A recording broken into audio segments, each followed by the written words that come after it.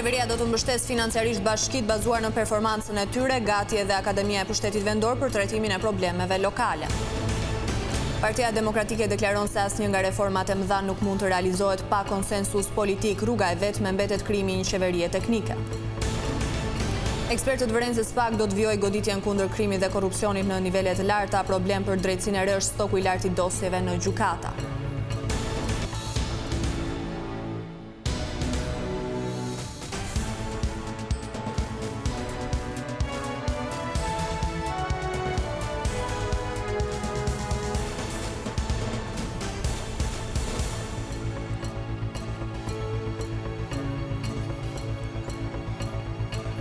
Mirëdita zëna dhe zotrin, do të jemi së bashku në edicionin e lajmeve të orës 15 në ekranin e televizionit kombëtar Vision Plus. Ministri i Pushtetit Vendor Ervin Demo kërkoi nga bashkitë që të rrisin performancën pasi edhe financimi i tyre do të varet nga këta tregues. Në një intervistë për Vision Plus ai lajmëroi edhe hapjen e një akademie që do të trajtojë në mënyrë specifike problemet lokale. Granti i performancës së bashkive, Akademia e Pushtetit Vendor si dhe paketa e maleve janë cilësuar si disa nga projektet më ambicioze që do të sjellin shërbime më të mira për qytetarët. Nga Ministri për Pushtetin Vendor Ervin Demo, për Vision Plus, teksa bëri një bilanc të punës dhe sfidave për institucionet lokale. Ministri u shpreh se bashkitë tashmë kanë një sër instrumentesh që i vinë në ndihmë si në aspektin financiar, ashtu dhe në politika zhvilluese. Ku ne do të shohim se si implementimi i politikave lokale përsa i përket funksioneve bazë, mund të jetë arsimi parashkollor, trajtimi i mbetjeve ose menaxhimi i mbetjeve në tërësi dhe elementë tjerë, të cilët janë shumë të rëndësishëm. Bashkitë tashmë do të maten me këta tregues dhe do të financohen në bazë të këtyre treguesve. Është një akademi e cila është konceptuar në ADN-n e vet si një institucion i cili do të adresoj problematikat specifike që kanë autoritetet lokale. Demo theksoi gjithashtu se procesi i integrimit, i cili është gjithëpërfshirës, do të sjellë një valë më të madhe pune për institucionet lokale, të cilat duhet të jenë të përgatitura. Këto 24 muaj që ne mund të kemi përpara, janë 24 muaj të cilët do të sjellin shumë më tepër sfida për bashkitë dhe bashkitë janë tashmë të ndërgjegjësuara që duhet të jenë gati për një dallgë shumë të madhe, ndryshimesh në mënyrën se si ato operojnë, në standardet të cilat ato duhet të plotësojnë. Demo nuk harroi të shpjegonte edhe konceptin e paketës së maleve, ndërsa përjashtoi çdo rrezik për konflikte të pronësisë. Prona detyrimisht duhet figurojë pronë shtet, që do të thotë që automatikisht askush nuk mund të aplikojë për asnjë pronë e cila ka pronësi private. Dhe gjatë afatit 45 ditor, nëse nuk ka ankimime, bashkia vazhdon me procesin e miratimit në Këshill Bashkiak të kërkesës që ka bërë një qytetar. Në procesin vetvete është shumë transparent. Prandaj unë dua ta nënvizoj që paketa e maleve nuk është një iniciativë për të adresuar problematika të pronësisë, sepse me paketën e maleve nuk merr certifikat pronësie për pronën, por në fakt ti të lindet drejta që nëpërmjet paketës së maleve ti të aplikosh me një projekt, marrësh lejen e ndërtimit, të ndërtosh dhe më pas pajisën me certifikatin e pronësisë atje ku ke investuar. Ministri për Pushtetin Vendor bëri me dije se qeveria po shikon mundësinë e modeleve ku bashkitë mund të bëhen pjesë e disa kompanive si bashkëpronare në mënyrë që të gjenerojnë më tepër të ardhura. Bashkëkryetari i Komisionit të Reformës Territoriale Luciano Boçi mendon se asnjë nga reformat e mëdha nuk mund të bëhet pa konsensus politik, por kjo sipas tij nuk mund të ndodhë në kushtet e një qeverie të përfshirë nga skandalet. Boçi nënvizon se vetëm një qeveri teknike mund të çojë vendin drejt stabilitetit. Partia Demokratike ka vendosur të mos ulet në kryesën e bisedimeve me Partinë Socialiste, por dy reformat kryesore që kanë ndikim të drejtë për drejtë në proceset elektorale, reformën territoriale dhe atë zgjedhore. Por ky vendim nuk është përfundimtar, shpjegon bashkëkryetari demokrat i Komisionit për Reformën Territoriale, Luciano Boçi. Ajo që pret Partia Demokratike është vullneti i mazhorancës për konsensus real për këto reforma, që deri më tani sipas PD-s mungon. Vazhdojnë me arrogancën, vazhdojnë që ne mund vazhdojmë vetëm. S'mundet tani ta modifikosh komisionin. Komisioni ka një vendim. Pretendojnë të prishin një vendim që ta bëjnë në favorin e tyre në shumicën e votave dhe të vazhdojnë në dyja rastet, në dyja komisionet. Ndërkohë që kërkesa e BE-s është që është një reformë që duhet bërë me konsensus politik. Nënkryetari i Partisë Demokratike Boçi thekson se qeveria Rama, pavarësisht se ka numrat, nuk mund ta bëjë reformën territoriale e vetme. Boçi beson se ka një rrugë tjetër për një reformë që reziston kohës. Nëpërmjet një qeverie teknike, themin e qeveri stabilitetit, nuk ka rëndësi emri. Një qeveri që vërtet bën dy reformat më të kërkuara, që nuk mund bën në mënyrë të njashme, se kur janë bë tilla kanë dështuar edhe territorialja dhe zgjedhorja. Dhe ka një produkt vërtet që do i rezistoj kohës. S'mund bësh reforma një herë në 10 vite territoriale. Kush i bën këto? Vetëm Shqipëria. Ne nuk bëjmë reforma, ne bëjmë eksperimente politike, sepse para e tillë ishte. Largimi i kryeministit Edi Rama dhe krijimi i një qeverie teknike që çon vendin drejt zgjedhjeve të parakohshme është qëllimi kryesor i opozitës në këtë vit që sapo ka nisur. Ndaj bisedimet me Partinë Socialiste qoftë edhe për reformat duken në këtë situatë pamundura.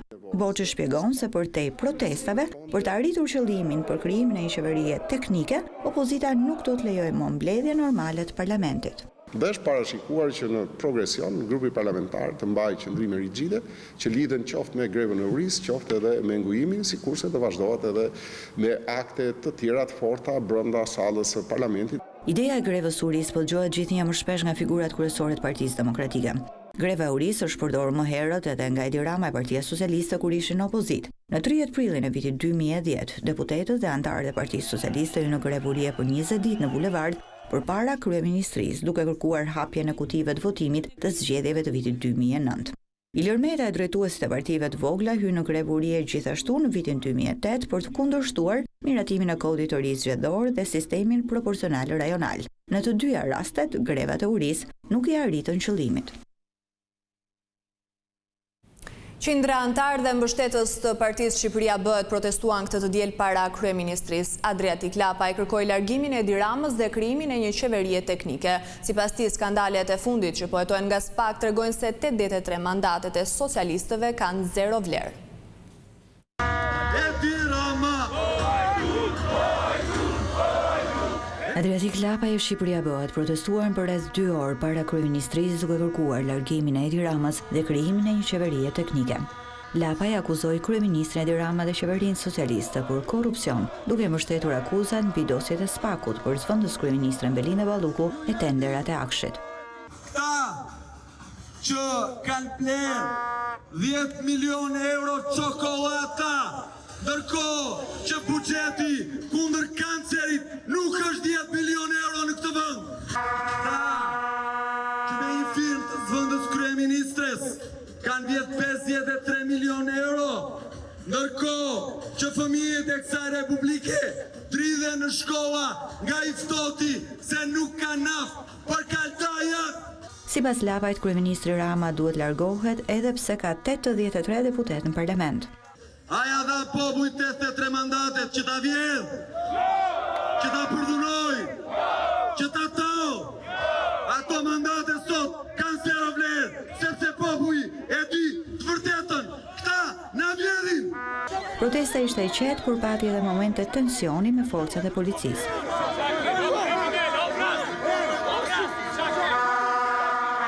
Adriatik Lapa e mbështetësit e tij po qëndrojnë prej 27 ditësh para kryeministrisë duke kërkuar dorëheqjen e Edi Ramës dhe krijimin e një qeverie teknike. Sot ata vendosën edhe një çadër para godinës së qeverisë.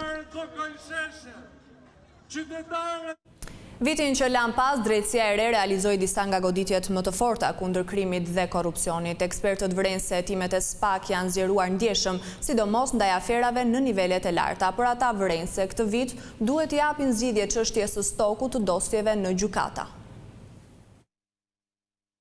Në 2025-ën, drejtësia e posaçme shpeshtoi goditje ndaj krimit të organizuar dhe korrupsionit. Vetëm që ka qenë një vit i vërrullshëm, por ka qenë edhe një vit i pa precedent, për shkak se prokuroria e posaçme të paktën në raport me korrupsionin qeveritar e ka ngritur steken goxha lart, të mësuar me atë drejtësi që e fshit e kokën si struci, le ta themi, dhe njerëz të vrarë në bulevard janë dënuar për vrasje nga pakujdesia dhe gjithë të tjerat apo tragjedie e Gërdecit, ka shumë punë për të bërë për të kthyer qytetarëve dhe buxhetit të shtetit paratës që qeveritarët i kanë futur duart deri thellë, jo duart, por deri te brylet në buxhetin e shtetit. Zvarritja e seancave paraprake që vendosin për fatin e dosjeve, nëse do t'i nënshtrohen apo jo gjykimit, rrit edhe riskun e shtimit të stokut në gjykatën e posaçme. Ligjërisht kjo seancë duhet të dalë me një verdikt përfundimtar brenda 30 ditësh. Juristi Hoxha thot se stoku mund të eliminohet përmes ndryshimit të ligjit që rrit pragun e vlerës së korrupsionit, një apel ky i vazhdueshëm edhe nga kryeprokurori i mëparshëm i SPAK, Altin Dumani. Në asnjë rast konkret nuk ka përfunduar në 30 ditë. Ka pasur raste të caktuara, siç e përmendët edhe ju, që ka shkuar 10 muaj, raste personale që ka shkuar edhe 19 apo 20 muaj. Prokuroria e posaçme nuk mund të humbas kohën e saj të vyer për një 50.000 lekësh. Rritja në 2 milion lekë të rinj do të ishte më e pranueshme. Kemi pasur raste të caktuara që prokuroria e posaçme është marrë dhe ka bërë mbi 30.000 faqe akte për 4 pandeur, i cili fillonte nga 80.000 lekë të rinj deri në 230.000 lekë të rinj. Tani të ngarkojmë prokurorinë e posaçme të merret me 4 derzim, po e them.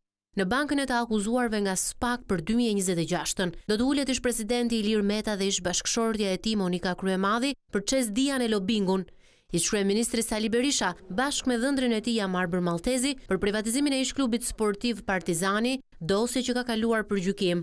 I arrestuari i parë i vitit Erion Veliaj në krye të detyrës në 10 shkurt, ishte padyshim ngjarja e vitit që pati efekt zinxhir për gjatë gjithë 2025-s.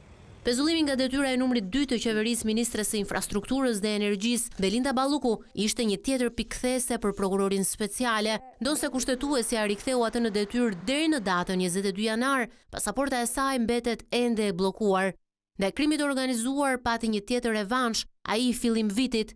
Rënja e urës, operacioni me të njëjtin emër, ishte një tjetër kulmim i luftës ndaj krimit organizuar. Në dhjetor SPAK lëshoi flet arreste për Ergys Agasin dhe Ermal Beqirin. Ishte hera e parë që kjo prokurori faktoi ekzistencën e një grupi që funksiononte si shtet paralel ku krimi i organizuar e korrupsioni bashkëjetonin. Megjithatë, i takon gjykatës së posaçme vendimmarrja për të shpallur apo jo fajtor zyrtarët dhe anëtarët e pandehur të organizatave kriminale, siç SPAK i pretendon.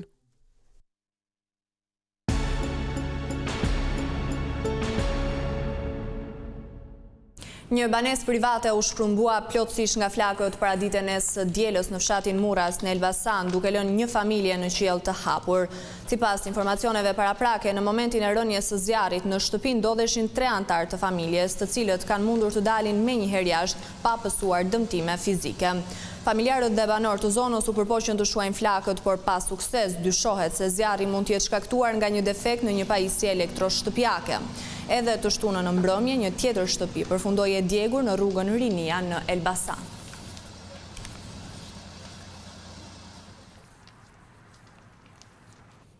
Reshjet e shiut dhe të dëborës po vjojnë të sjellin probleme në zonat malore të vendit. Rëshitja e dherave ka bllokuar pjesërisht disa rrugë, ndërsa problem mbetet edhe mungesa e energjisë elektrike. Këto janë pamjet nga rruga Kir Shosh, e cila prej ditës së shtunë vijon të mbetet e bllokuar si pasojë e rëshitjes së dherave nga moti i keq. Grupet e punës janë në terren duke punuar për zgjidhjen e situatës, por ndërkohë këshillohet shmange e këtij aksi. Ndërkaq, rruga Bog Theth është e kalueshme, por automjetet duhet të jenë të pajisura me goma dimrore nëse udhëtojnë drejt destinacioneve malore. E njëjta situatë paraqitet edhe në akset Koplik Bog dhe Dedaj Razëm, ku gjatë natës dhe në orët e mëngjesit të së dielës ka pasur reshje shiu.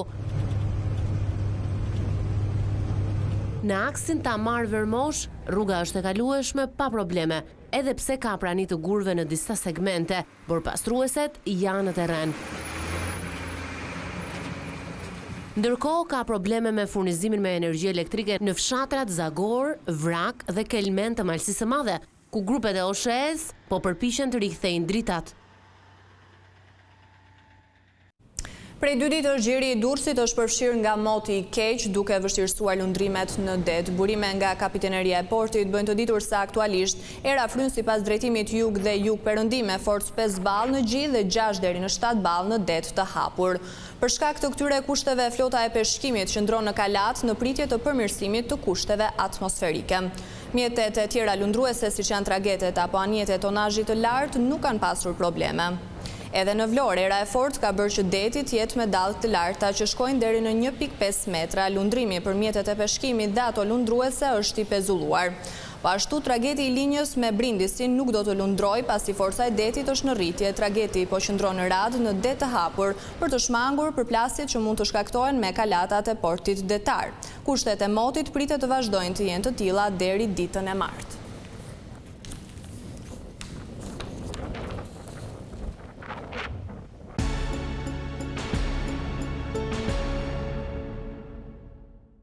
Vizitorët dhe turistët në pazarin e vjetër të Korçës kanë patur rastin të ndjekin edhe 2 vëllezër muzikantë. Ata thonë se prej vitesh interpretojnë këngë dhe serenata korçare duke marrë duartrokitjet e publikut. Panajot dhe Boni Hamzallari janë 2 vëllezërit e rinj korçar, të cilët po spikasin me talentin e tyre në fushën e muzikës. Të dy luajnë në kitarë dhe këndojnë, ndërsa gjatë këtyre ditëve të festave kanë qenë disa herë në skenën e pazarit të vjetër të Korçës për të kënaqur vizitorët e shumt. Ata tregojnë se kanë kohë që këndojnë edhe pse veten e shohin jashtë Korçës. Ne kemi rreth 10 vite që këndojmë dhe merrem me muzikën live. Këngët kryesore që janë për ne janë serenata korçare sepse është brumi ku ne jemi rritur. Në ato jemi rritur, në ato jemi mësuar dhe është muzika e shpirtit tonë. Neve studiojmë dhe rrymën rock, edhe luajmë edhe rock. Të ardhme, nuk mund ta themi të ardhme, por një pasion joni. Është çështja e mbështetjes. Domethënë ne nuk kemi shumë mbështetje, domethënë për krimet që neve duam të bëjmë. Nuk mendoj që arti dhe zhanri mund të mbështeten në këtë vend, për arsye se mbështeten shumë antivlera. Ne kemi disa krimtarit tonat origjinale që së shpejti do t'i lançojmë, pak nga pak, për të kënaqur në radhë të parë shpirtin ton, edhe për të kënaqur disa njerëz me kokra që pëlqejnë këtë lloj muzike. Janë të shumë të rinj si 2 vëllezërit Hamzallari, të cilët kërkojnë mbështetjen e institucioneve për promovimin e tyre artistik në juglindjet e vendit. Dhe këtu kemi përfunduar me lajmet, unë ju falenderoj për vëmendjen, bashkë mirupafshim.